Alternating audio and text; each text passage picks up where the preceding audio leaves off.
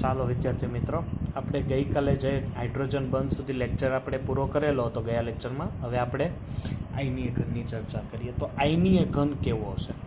Okay, તો હું અહીંયા ચર્ચામાં તમને આગળ વધારું. એટલે આયનીય ઘન કેવો હશે એક પોઈન્ટ હવે ધ્યાન આપજો અહીંયા, કે આયનીય ઘન એટલે આમાં જે બંધ હશે, ધ્યાન આપજો, આ બંધ હશે કયો બંધ હશે? આયનીય બંધ હશે. કેવો બંધ હશે? આયનીય બંધ. અને આ બંધને ઘણીવાર ધ્યાન આપજો પ્રબળ કુલંબિક અથવા આને બીજું નામ કહેવાય છે સ્થિર વિદ્યુતીય. પ્રબળ કુલંબિક અથવા સ્થિર વિદ્યુતીય બળ પણ કહેવાય છે. આવા બળથી ધ્યાન આપજો, અથવા આયનીય બંધ પણ કહેવાય, એને પ્રબળ કુલંબિક પણ કહેવાય, અને સ્થિર વિદ્યુતીય બળ, આ ત્રણેય એક જ વસ્તુ. જ્યારે આવા બળથી કોઈ પણ સંયોજન, બે સંયોજનો જોડાય ત્યારે બનતા બંને બનતા જે ઘન પદાર્થ છે એને આયનીય ઘન કહેવામાં આવે છે. ધ્યાન આપજો. દાખલા તરીકે હું તમને ઉદાહરણ આપું તો ઉદાહરણ તરીકે છે NaCl. ઓકે વિદ્યાર્થી મિત્રો, શું છે? NaCl. NaCl એક કેવો છે? આયનીય ઘન છે. ઓકે, ચાલો. તે સખત અને બરડ હોય છે. તે કેવા હોય છે? સખત અને બરડ હોય છે. તેના ગલન બિંદુ અને ઉત્કલન બિંદુ ઊંચા હોય છે. ગલન બિંદુ અને ઉત્કલન બિંદુ કેવા હશે? ઊંચા હશે. તેમાં આયનો હેરફેર કરતા નથી. તેમાં આયનોની હેરફેર થઈ શકતી નથી. તેથી કેવા છે? વિદ્યુતના અવાહક. જો એમાં આયનો હોય, જો એમાં પ્લસ ઓર માઇનસ આયન હોય, એટલે એનો મિનિંગ એમાં ઇલેક્ટ્રોન હોય, અને જો છૂટા ઇલેક્ટ્રોન હોય તો એમાં વિદ્યુતનો વહન થઈ શકે. પણ આમાં આયનો હેરફેર નથી, એનો મિનિંગ કે એમાં વિદ્યુતના કેવા છે? અવાહક છે. તો અહીં કહી શકે વિદ્યુતના અવાહક છે. પરંતુ જો તમે એને પીગાળો, એટલે કે જો પીગલિત અવસ્થા હોય, ધ્યાન આપજો, જો કઈ અવસ્થા? પીગલિત અવસ્થા હોય તો પીગલિત અવસ્થામાં તેઓ ઇલેક્ટ્રોન મુક્ત થતા હોવાથી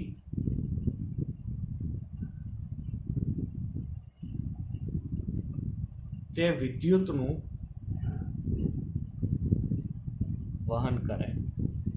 ઓકે, ખરેખર તો એ વિદ્યુતના વાહક હોય, પણ જો તમે આયનીય ઘનને પીગાળો, જો એ પીગલિત અવસ્થામાં હોય તો આપણે શું કહી શકીએ કે પીગલિત અવસ્થામાં હોવાથી સર એનો વિદ્યુતનો વાહકતા એમાં જોવા મળે છે.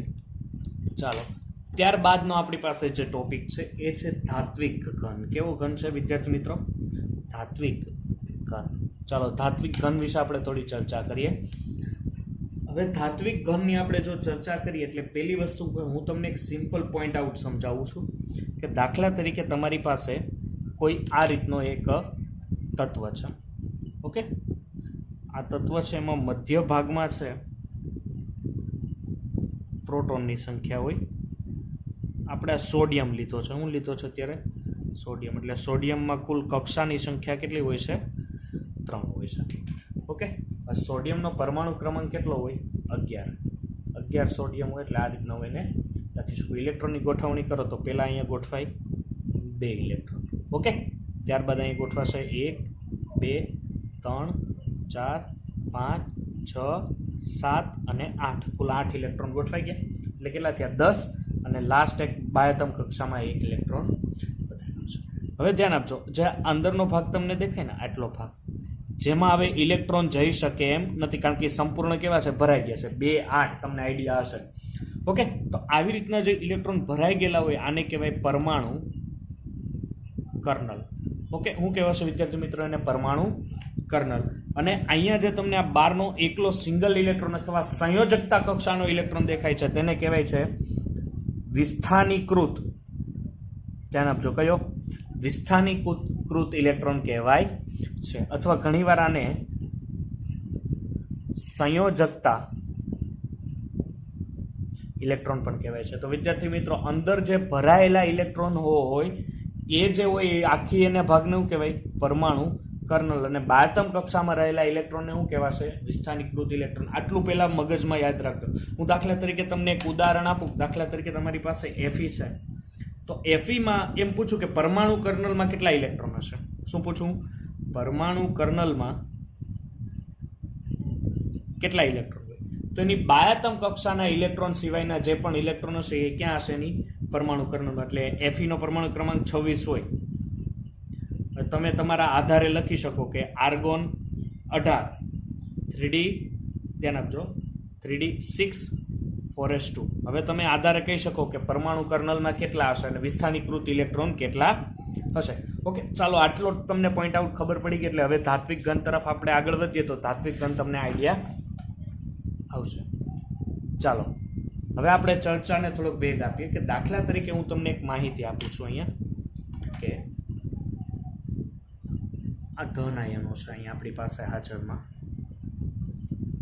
ઓકે,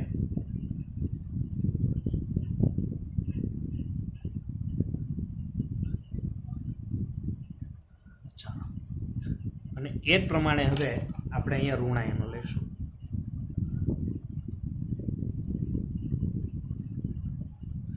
આ જે ધન આયનો છે ને એને તમે શું કહેશો? ધ્યાન આપજો. આ જે ધન આયન આખું હોય ને, કારણ કે અહીં વચ્ચે પ્રોટોન છે, આખા ને આ જે ભાગ છે ને એને પરમાણુ કર્નલને તમારે ધન આયન કહેવાનું, અને વિસ્થાનીકૃત ઇલેક્ટ્રોન એકલો છે એટલે એને તમે શું કહેશો?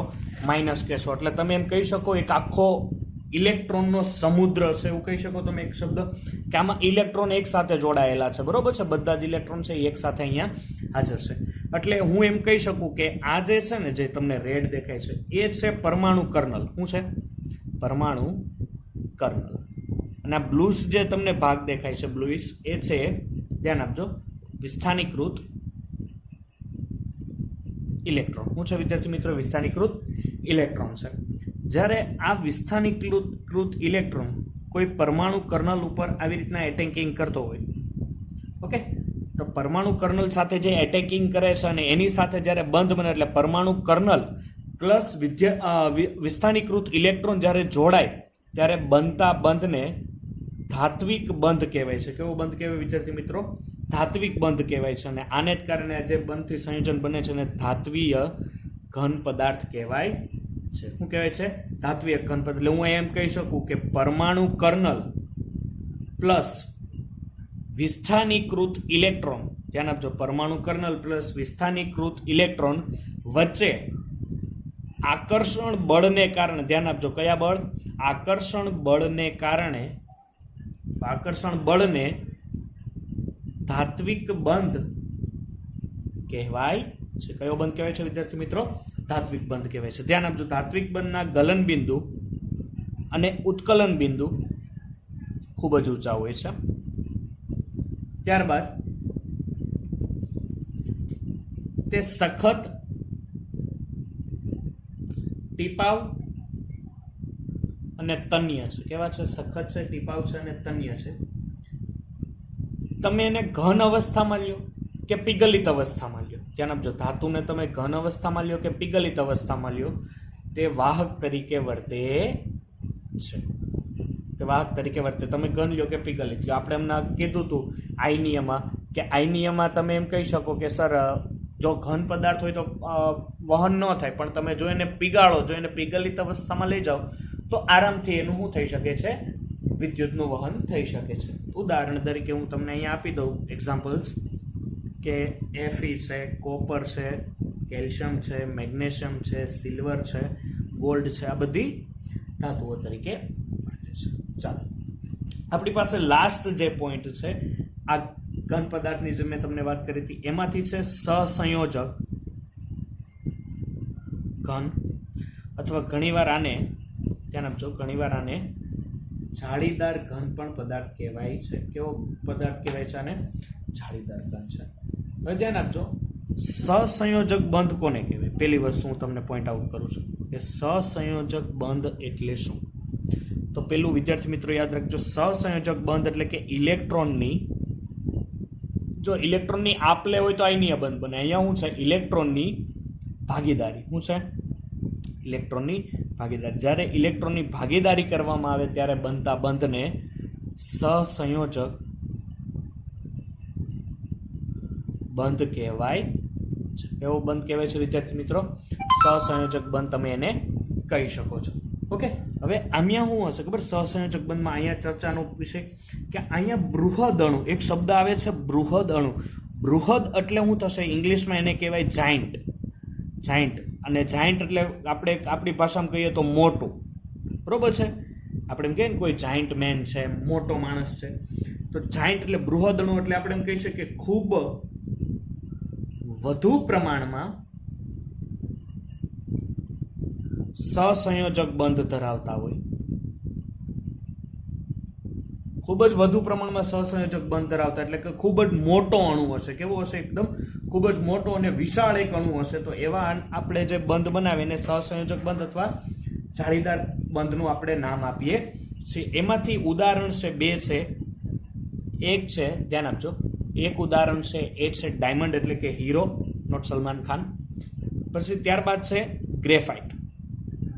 ઓકે, જો હીરો છે, ગ્રેફાઇટ છે, એનું જે હાઇબ્રિડાઇઝેશન છે એટલે કે સંકરણ છે sp3 હોય અને ગ્રેફાઇટ જે છે એનું હાઇબ્રિડાઇઝેશન sp2 હોય. એટલે આ ખૂબ નબળો છે. એટલે sp3 આકાર હોય એટલે સમચતુષ્ફલકીય હશે. દાખલા તરીકે હું તમને અહીંયા દોરીને બતાવું.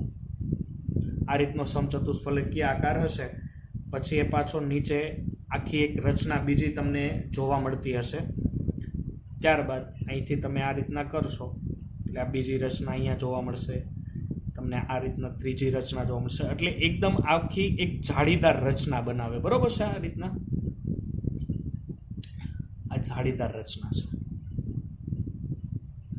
ધ્યાન આપજો, અહીંયા જે હાઇબ્રિડાઇઝેશન છે દરેક કાર્બનનું sp3 હોય ને. હવે ગ્રેફાઇટ છે તો ગ્રેફાઇટની કંઈક આ રીતની રચના હશે. જો તમને આકૃતિ સમજ ન પડતી તો બુકમાં તમને આપેલી છે. પેજ નંબર તમે 7 પર કે 6 ઉપર તમને આ આકૃતિ આપેલી હશે. ઓકે, આ તમારે શું કરવાના છે? બેન્ઝીન દોરવાના છે પણ સુવડાવી દેવાના છે બેન્ઝીનને. ઓકે, હવે અહીંયા આના વચ્ચે આકર્ષણ હોય.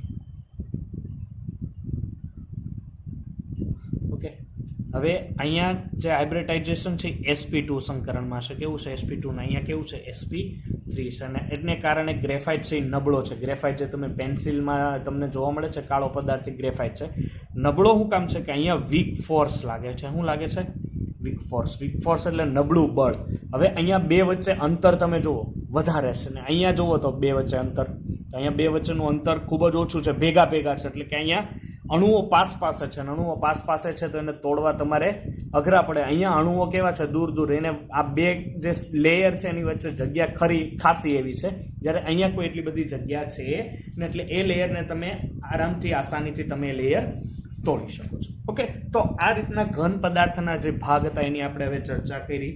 હવે આપણે ચર્ચા કરવાના છે જે આ આપણે એમ કહી શકીએ કે આ ચેપ્ટરનો એક રીડની હડ્ડી કહેવાય. એટલે કે એકમ કોષ અને સ્ફટિક લેટિસની આપણે આમાં ચર્ચા કરવાના છીએ. તો ચાલો, હવે પહેલી વસ્તુ કે તમને અહીંયા પોઈન્ટ આઉટ કરવા માંગીશ કે અહીંયા હું હેડિંગ મારી દઉં, સ્ફટિક લેટિસ. ધ્યાન આપજો, સ્ફટિક લેટિસ. ઓકે, સ્ફટિક લેટિસ એટલે શું? એની પહેલા પણ શબ્દ આવે કે સ્ફટિક એટલે શું? તો આગળ આપણે સ્ફટિકની એક ચર્ચા કરેલી છે, બરોબર છે? હવે લેટિસ એટલે શું? તો એક હું તમને ટેગલાઇન લખું છું. એ ટેગલાઇન અત્યારે યાદ રાખજો કે જો કોઈ સંયોજન લઈને અથવા સ્ફટિકમય પદાર્થ લઈને તેને ગોઠવવામાં આવે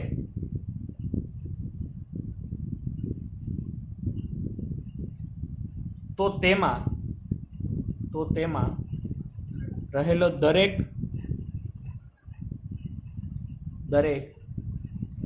એક પરમાણુ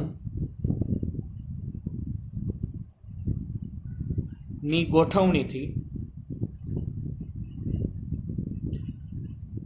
સ્ફટિક લેટિસ મળે છે. ઓકે, હવે પોઈન્ટ આઉટ જોજો કે દાખલા તરીકે તમને કોઈ એક સ્ફટિકમય પદાર્થ છે.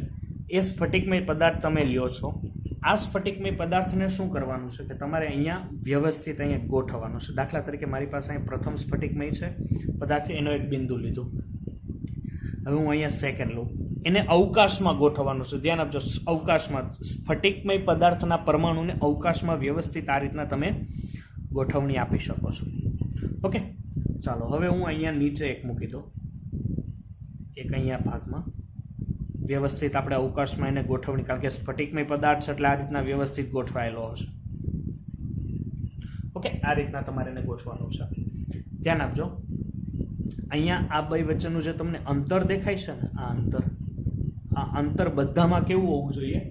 સમાન હોવું જોઈએ. કેવું હોવું જોઈએ વિદ્યાર્થી મિત્રો? સમાન હોવું જોઈએ. હવે શું છે કે લેટિસ, આ જે તમને આખી રચના મળશે ને એને લેટિસ કહેવાશે. શું કહેવાશે? લેટિસ. અને આ જે મેં બિંદુ કીધું છે ને, આ બિંદુને કહેવાય લેટિસ બિંદુ. શું કહેવાશે? લેટિસ બિંદુ. અને દરેક લેટિસ બિંદુ છે ને, ધ્યાન આપજો, દરેક લેટિસ બિંદુ એ પરમાણુનું સ્થાન છે. શું છે? પરમાણુનું સ્થાન. એટલે તમને જેટલા પણ ટપકા દેખાય છે બધા જ શું છે? એક પરમાણુ છે. શું છે? પરમાણુ છે. હવે તમારે શું કરવાનું છે કે દાખલા તરીકે તમને અહીંયા એક આ પરમાણુ દેખાય, તો આની આસપાસ એક આવી રીતના વસ્તુ દોરો. આ રીતના મેં જે તમને ડિઝાઇન કરી છે ને, આ ડિઝાઇનને કહેવામાં આવે છે મોટિફ. શું કહેવાય છે? મોટિફ. અથવા એને બીજું શબ્દ કહીએ તો બેસિસ પણ કહેવાય. શું કહેવાય છે? બેસિસ. મોટિફ એક લગાવવાનો અર્થ શું છે કે આ અણુની પાછળ, આ અણુની એક્ઝેક્ટ તમે પાછળ જોવો તો એક્ઝેક્ટ પાછળ પણ બીજો અણુ આ જ રીતના ગોઠવાયેલો છે. જો હું તમને 3D માં સમજાવવાની કોશિશ કરી, દાખલા તરીકે આ છે, હવે એની એક્ઝેક્ટ પાછળ બીજો અણુ અહીંયા છે. 3D માં તો આ રીતના તો અહીંયા તો ન સમજાય, પણ તમે એક સમજી શકો. દાખલા તરીકે તમારી ઘરની જે ટાઇલ્સ છે એ ટાઇલ્સ ઉપર તમે કોઈ પણ એક મોટી ટાઇલ્સ લ્યો, એની વચ્ચે એક પોઈન્ટ આઉટ કરો. હવે એની બાજુની એક્ઝેક્ટ જે ટાઇલ્સ છે એની પછી જ આવતી હશે, ત્યાંથી અહીંયાનું પોઈન્ટ આઉટ કરો એટલે એ રીતના તમે રચના કરી શકો. એ પ્રમાણે આખી ટાઇલ્સ, આખા રૂમની ટાઇલ્સ તમે જોઈ શકો છો. હવે અહીંથી હું લઉં તો આ પોઈન્ટ આ બે બાજુ થયા. હવે આ છે પોઈન્ટ, એની પાછળ આ રીતના પોઈન્ટ, હું આ ચારેય પોઈન્ટને જોડું તો આ રીતના મને કંઈક ચોરસ રચના પ્રાપ્ત થતી હશે. જોવો તો વિદ્યાર્થી મિત્રો. ઓકે, આ રીતના મને એક ચોરસ રચના પ્રાપ્ત થાય છે. ઓકે, એટલે આને આપણે કહી શકીએ અણુ અને પરમાણુની એક પાછળની રચના તમને દેખાય છે. એટલે હું અહીં એમ કહી શકું કે ધ્યાન આપજો, મોટિફ એ સ્ફટિક રચનાના લેટિસ બિંદુનું ને પુનરાવર્તિત કરવાનું કામ કરે છે. એટલે લેટિસ શું કરે? અહીંયા તમે પોઈન્ટ આઉટ કર્યો એટલે એકદમ આની પાછળ અહીંયા, હવે હું અહીંયા તમને પોઈન્ટ આઉટ કરું એટલે તમને કદાચ આઈડિયા આવશે. અહીંયા આ ઝીરોની પાછળ એકદમ આ જે દેખે છે ને એની પાછળ એક આ કાળું ડોટ અહીંયા છે ને એક એવું કાળું ડોટ અહીંયા પણ છે. એટલે આવું આને પુનરાવર્તિત ભાઈ કહે છે કે ભાઈ અહીંયા એક છે. એ પ્રમાણે કહીએ તો એક અહીંયા પણ હશે, એક અહીંયા પણ હશે, એક અહીંયા પણ હશે. રેડી? એટલે હું આને આમ જોઈન્ટ કરું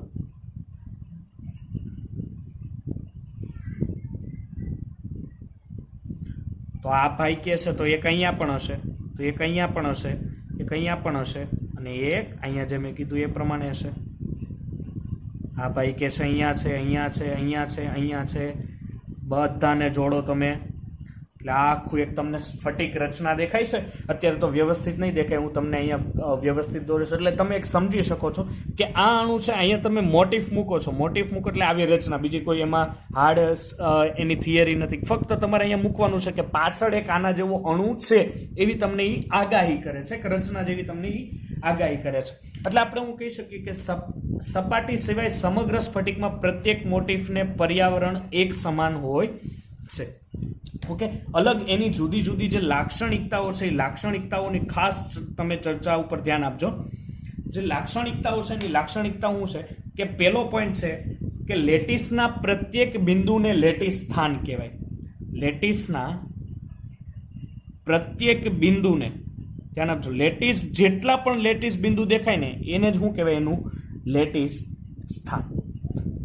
આ લેટિસ છે, આ બિંદુ, તો આનું લેટિસ સ્થાન, આનું લેટિસ સ્થાન, આનું લેટિસ સ્થાન, આનું લેટિસ સ્થાન. ઓકે, ચાલો સેકન્ડ નંબરનો પોઈન્ટ છે કે સ્ફટિક લેટિસનું પ્રત્યેક બિંદુ એક ઘટક કણ દર્શાવે. એટલે કે લેટિસ બિંદુ છે, મેં આગળ વાત કરી પરમાણુનું સ્થાન, એટલે પરમાણુના સ્થાનને આપણે પરમાણુને ઘણીવાર ઘટક કણ પણ કહીએ. એટલે લેટિસ બિંદુ જે છે એ દરેક લેટિસ બિંદુ એક ઘટક કણ દર્શાવે. જે ઘટક કણ કાં તો પરમાણુ હોઈ શકે, વિદ્યાર્થી મિત્રો, કાં તો પરમાણુ હોઈ શકે, કાં તો અણુ હોઈ શકે, અથવા કાં તો આયન સ્વરૂપે પણ તમે એને ઓળખી શકો છો. કાં તો અણુ, પરમાણુ અથવા તે આયન સ્વરૂપે તમે જોઈ શકો. ઓકે, ચાલો થર્ડ પોઈન્ટ છે કે લેટિસનો ભૌમિતિક આકાર વ્યક્ત કરવા લેટિસ બિંદુઓને સીધી રેખામાં જોડતા પ્રાપ્ત થાય છે. ઓકે, દાખલા તરીકે તમારી પાસે આ રીતનું એક લેટિસ બિંદુ છે. ઓકે, આ રીતના બધા જ લેટિસ બિંદુ છે તમારી પાસે. આને શું કરવાના છે? વ્યવસ્થિત ભૌમિતિક આકારમાં તમે આને જોડો એટલે તમને કોઈ પણ જે સ્ફટિક છે એનો તમને આકાર ચોક્કસ પ્રાપ્ત થશે. આ પોઈન્ટ છે તો આની પાછળ એક હશે, આ પોઈન્ટ છે તો આની પાછળ એક હશે. હા સર, આ લેટિસ બિંદુ છે તો અહીંયા પાછળ હશે. આવું આપણે ચર્ચા કરેલી છે. ઓકે, એટલે આ રીતના આખું જોઈ શકો છો. અહીંયા લેટિસ બિંદુ હશે, અહીંયા હશે, પછી અહીંયા પોઈન્ટ આઉટ ઉપર હશે.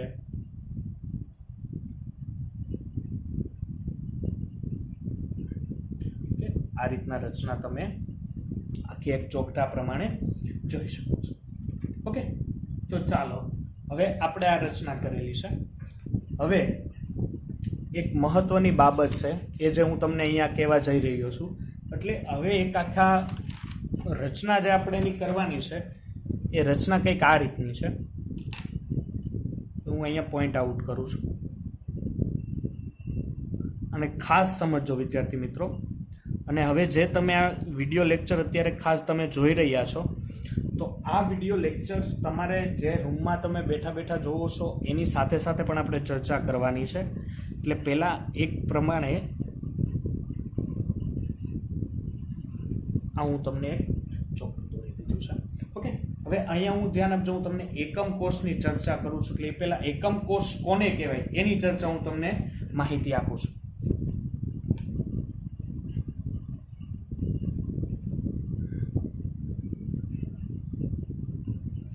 Okay,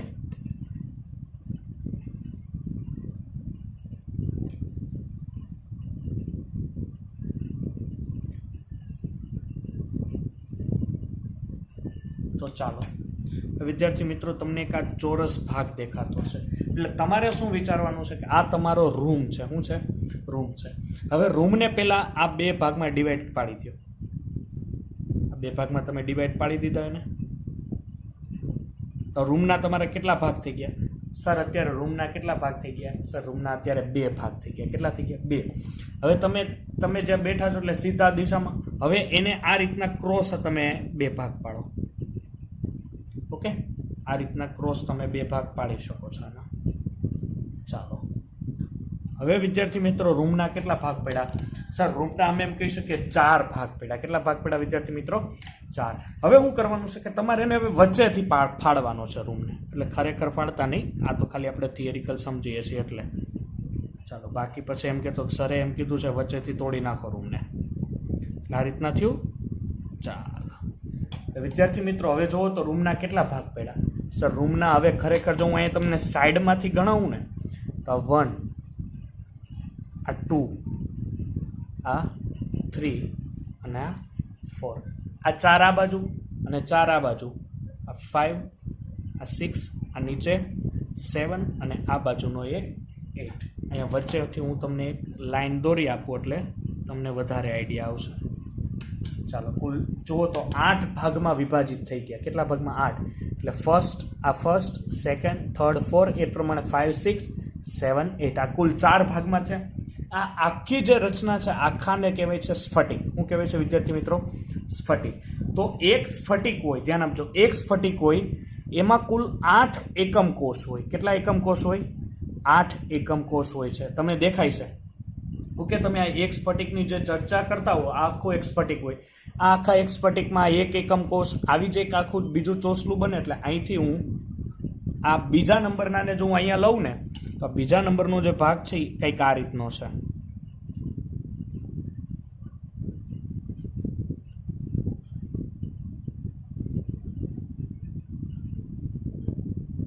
ready? આ 2 નંબરનો ભાગ છે. આની અંદર આખા સ્ફટિકમાં કેટલા છે વિદ્યાર્થી મિત્રો? 8 એકમ કોષ છે. એટલે એક સ્ફટિકમાં એકમ કોષની સંખ્યા કેટલી હોય છે વિદ્યાર્થી મિત્રો? કુલ 8 એકમ કોષ હોય છે. ઓકે, તો એકમ કોષ કોને કહેવાશે ખબર પડશે. અને આ જે બધા જ ભાગ દેખાય છે આને શું કહેવાશે? યસ, લેટિસ બિંદુ કહેવાશે. શું કહેવાશે? લેટિસ બિંદુ. દેખાય છે અહીંયા હું મોટિફ મૂકું તો આ મોટિફ મને અહીંયા લઈ ગયો, આ અહીંયા લઈ ગયો. મેં જે તમને આગળની ચર્ચા કરેલી હતી. એટલે આ બધા જ છે લેટિસ બિંદુ છે. ઘણીવાર લેટિસ બિંદુને શું કહેવાય? લેટિસ સ્થાન પણ કહેવાય છે. એટલે આ રીતના બધા તમને અહીંયા લેટિસ બિંદુ દેખાતા હશે. હું બરોબર છે, બધા દોરતો નથી પણ તમે સમજી શકો છો. એટલે અહીંયા પણ લેટિસ બિંદુ હોઈ શકે. એવો પ્રશ્ન એમસીક્યુમાં આવે કે ભાઈ એક એકમ કોષમાં લેટિસ બિંદુ કેટલા હોય? તો યસ, તમારો જવાબ આવશે 8 લેટિસ બિંદુ હોય. કેટલા બિંદુ? કેટલા એકમ કોષમાં? એક એકમ કોષમાં. હવે તમને એમસીક્યુમાં પ્રશ્ન એક પૂછાય કે એક સ્ફટિકમાં કેટલા લેટિસ બિંદુ હોય? બરોબર છે, એક સ્ફટિકમાં કેટલા લેટિસ બિંદુ હશે? તો તમે આરામથી કહી શકો સર જો એક એકમ કોષમાં 8 લેટિસ બિંદુ હોય તો 8 એકમ કોષમાં કેટલા લેટિસ બિંદુ હોય?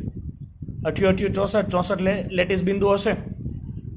બરોબર છે, તો અહીંયા તમે આ રીતના રચના એની કહી શકો. ચાલો હવે અહીંયા ધ્યાન આપજો કે હવે તમને એકમ કોષ આઈડિયા આવી ગયો છે. તો હવે એક તમને અહીંયા પોઈન્ટ આવું બીજું કરું. હવે અહીંયાથી એક વસ્તુ ધ્યાન આપો. આ એક એકમ કોષ જ લીધો છે, બરોબર છે. અહીંયા આ જે ભાગ છે એને હું કહું છું A, આને કહું છું B અને આને કહું છું C. એટલે તમારા રૂમના એક ખૂણામાં ધ્યાન આપો. અહીંયા એક સાઈડનો આ જે લાઈન છે એ A થશે, એક સાઈડની લાઈન B અને ઉપર જતી હોય એને C. તમારા રૂમમાં તમે જોઈ શકો છો. ત્યારબાદ A અને C વચ્ચેનો જે ખૂણો છે ધ્યાન આપજો. A અને C વચ્ચેનો જે ખૂણો છે આને કયો તમે બીટા ખૂણો. કયો? બીટા ખૂણો. પછી C અને B વચ્ચેનો તમને ખૂણો દેખાય છે વિદ્યાર્થી મિત્રો, એને કયો તમે આલ્ફા. કયો ખૂણો? કયો?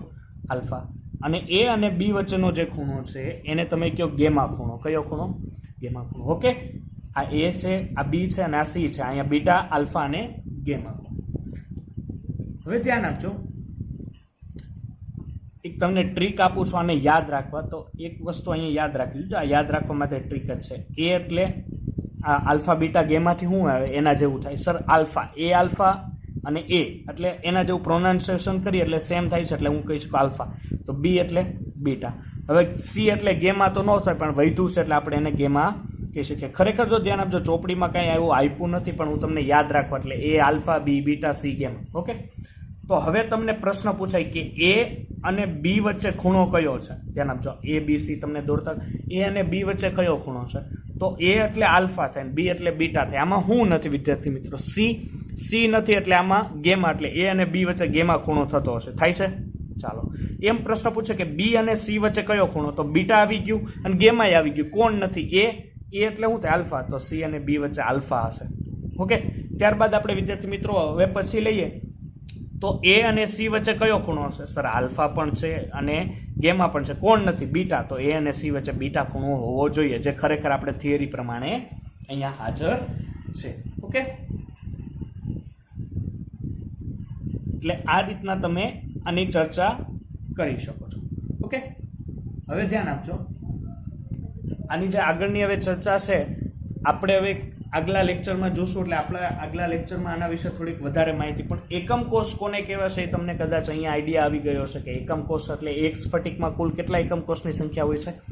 8 એકમ કોષની સંખ્યા હોય છે. સ્ફટિક કેમ બને છે એની પહેલા તો આપણે ચર્ચા કરી કે ભાઈ સર સ્ફટિક છે એ આપણે અહીંયા કહી શકીએ કે જ્યારે કોઈ પણ લેટિસ બિંદુ હોય, લેટિસ બિંદુને તમે આગળ મોટિફ દ્વારા વિચાર કરો કે અહીંયા એક લેટિસ બિંદુ છે, તેની પાછળ સેમ અહીંયા પોઝિશન ઉપર એક લેટિસ બિંદુ હાજર હશે. કારણ કે આ રચના કેવી છે સર? આ રચના છે સ્ફટિકમય રચના છે. કેવી છે? સ્ફટિકમય રચના. સ્ફટિકમય રચના અણુઓની ગોઠવણી કેવી હોય છે? વ્યવસ્થિત ગોઠવણી જોવા મળે છે. તો હવે આના પછીના લેક્ચરમાં આપણે એકમ કોષની ચર્ચા કરીશું અને એનું જે એક કોષ્ટક છે જે MCQ માટે ખૂબ જ ઇમ્પોર્ટન્ટ છે, JEE નીટ, AIPMT, એમ્સના MCQ માટે એ કોષ્ટક બહુ ઉપયોગી છે અને બહુ ઘણીવાર પૂછાઈ ગયેલું છે. એટલે એની ચર્ચા આપણે ત્યારે કરીશું.